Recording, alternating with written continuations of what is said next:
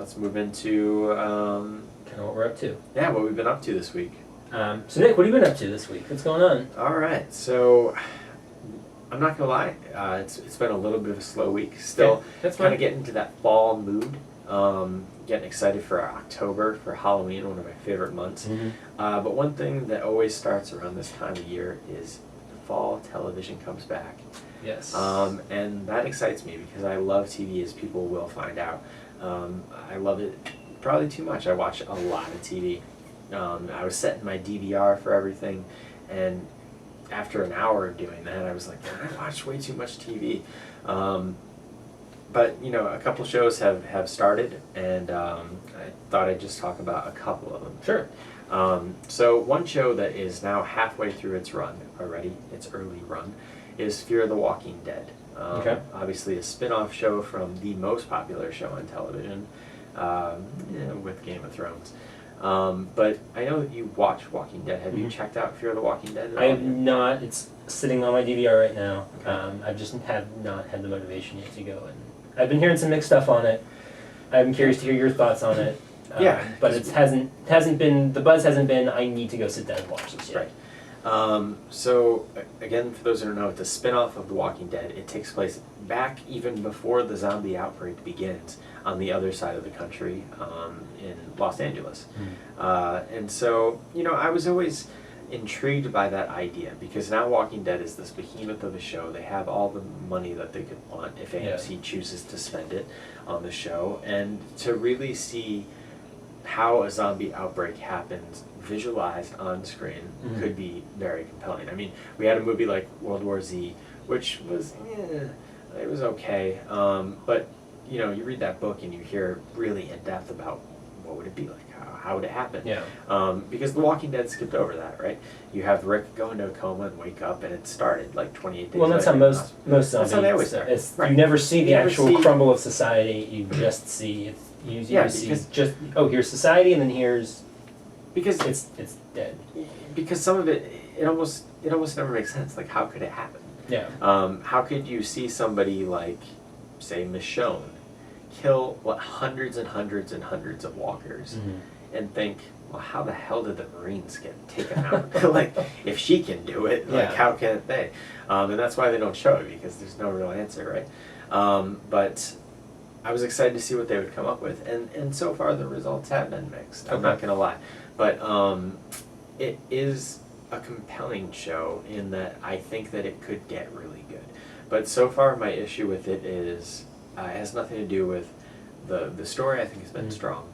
The concept is good. I don't know where they're going to go after the outbreak has officially taken over, right? Yeah.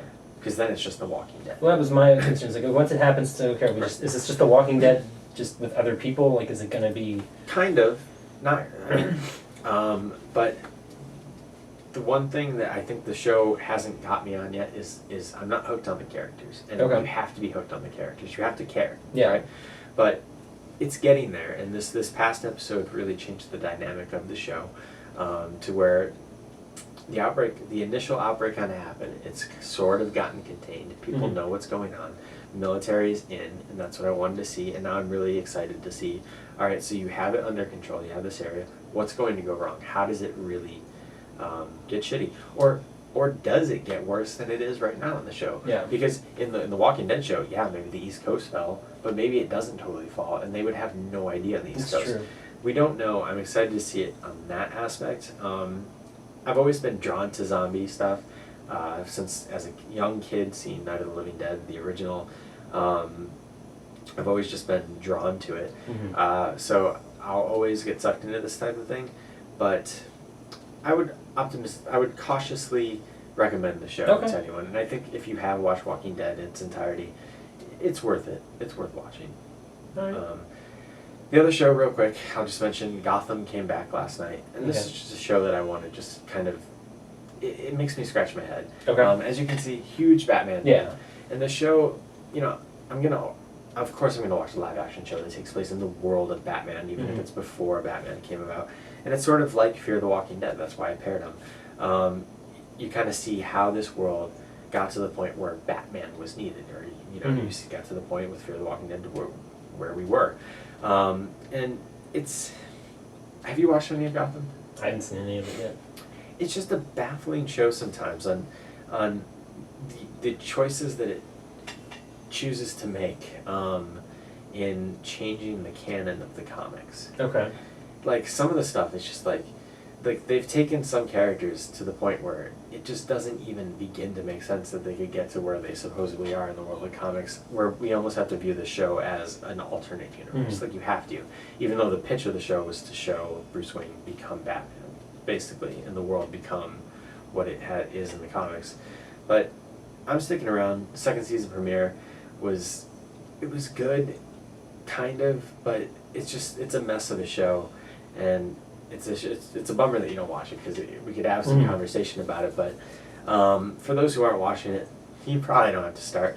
But overall, there are some interesting things in it. Some of the performances are pretty good, but it's just interesting that we're in this moment where there's comics all over television.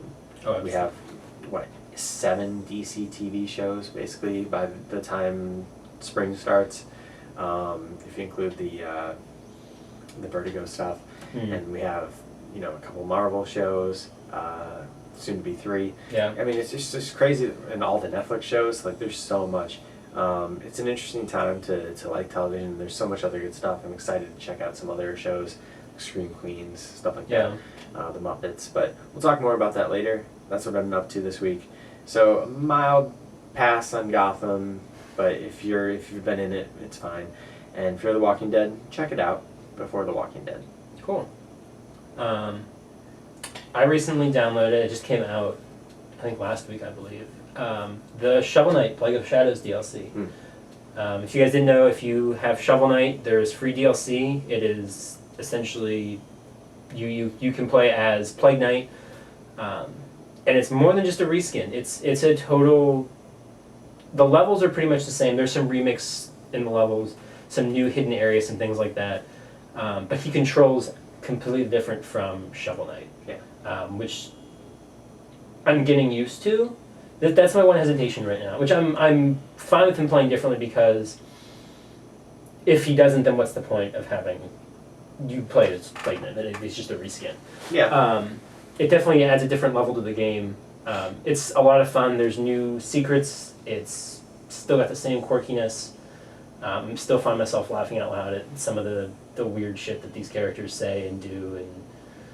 And the control, I think it's just having played Shovel Knight so long, the controls are just me getting used to it.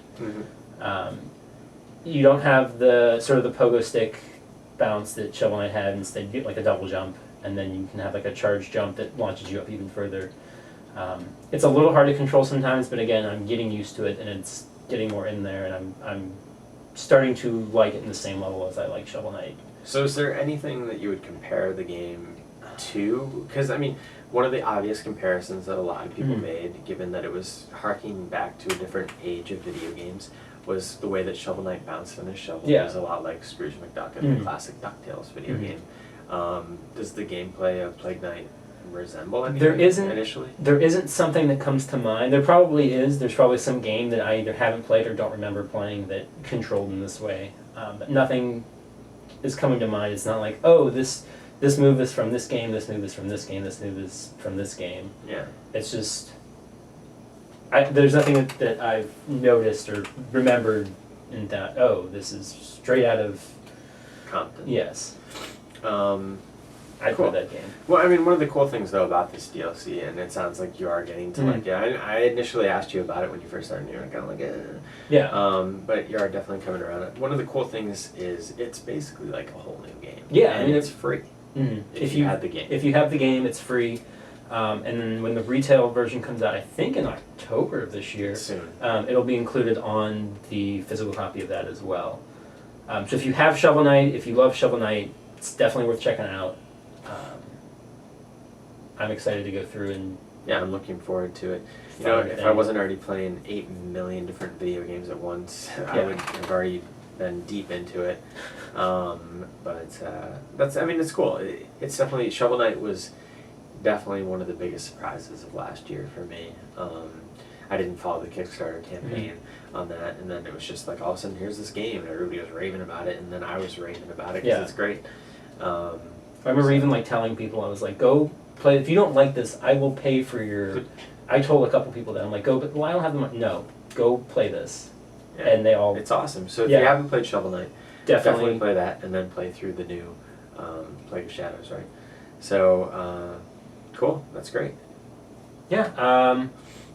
Other thing I've been kind of diving into again is Bloodborne. Now you delve into Bloodborne a little bit, not a lot. I dipped my toe into it, and then another game came out, and I was more excited. I don't remember what it was at that point, but I'll get back into it eventually. I stopped playing it for a while, not because I didn't like it, just because other things come out, life happens, and you get out of the groove of, okay, I've been playing nonstop for X amount of time.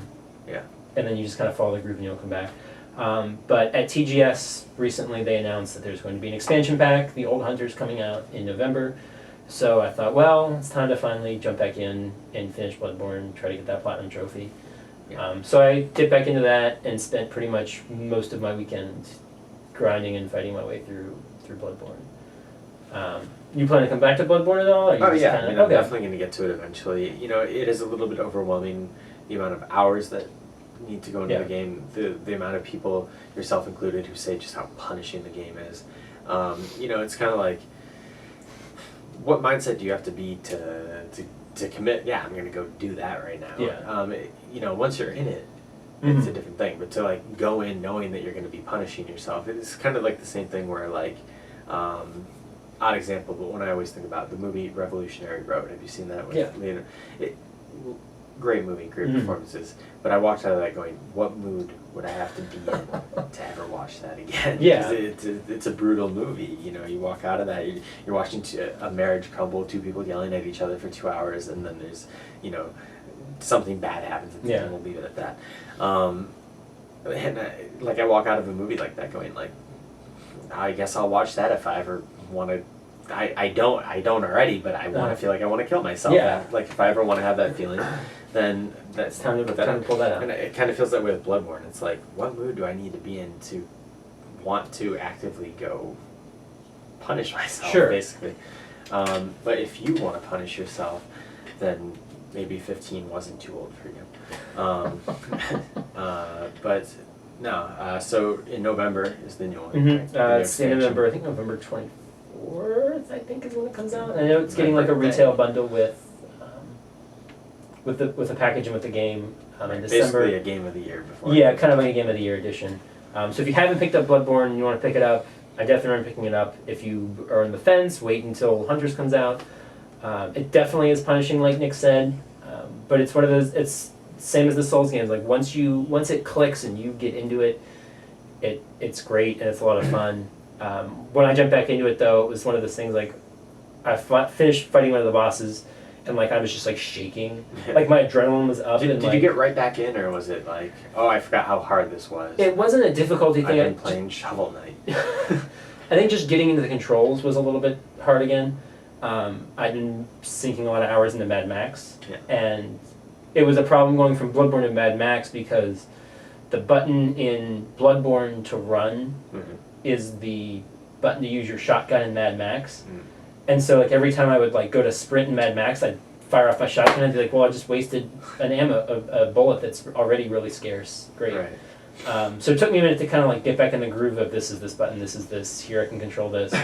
But, like, once I kind of got back into it, it was like, all right, I'm back, I'm home. I know exactly what I'm doing, what I need to do. I always have that problem when I'm trying to juggle multiple games at once. That's why I try not to, especially because they're also so story-driven now. Like, I would never watch, 3 movies at once, but I do with video games. But I remember the first time I put in Bloodborne, right?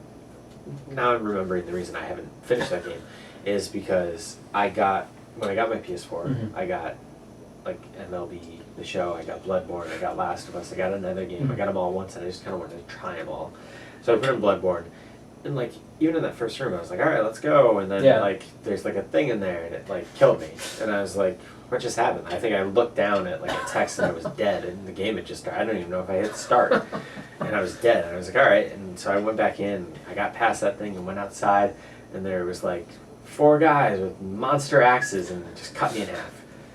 And I was like, what the fuck? And then I went back out and I kind of went back to them and I was like, all right, I'm going to take you out because there's got to be a way. And there wasn't a way. There wasn't a way to kill them. And I was just like running around and there was like chariots and they killed me again. And I said, let's put in a different game and come back to that one because I wasn't ready for this.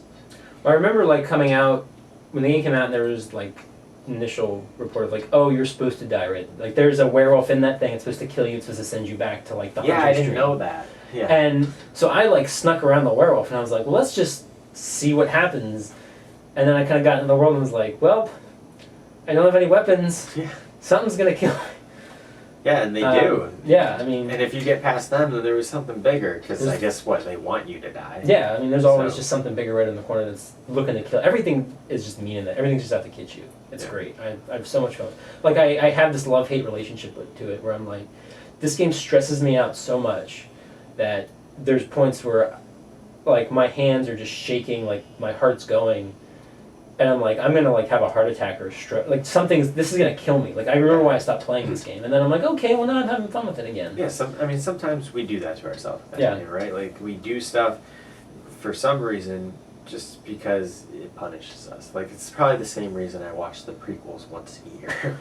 Right. Like nobody needs to Just have gotta watched keep yourself in check Attack just the every Clones now as and much as I again. have, but I keep doing it to myself. Cool. So that's what we've been up to this week.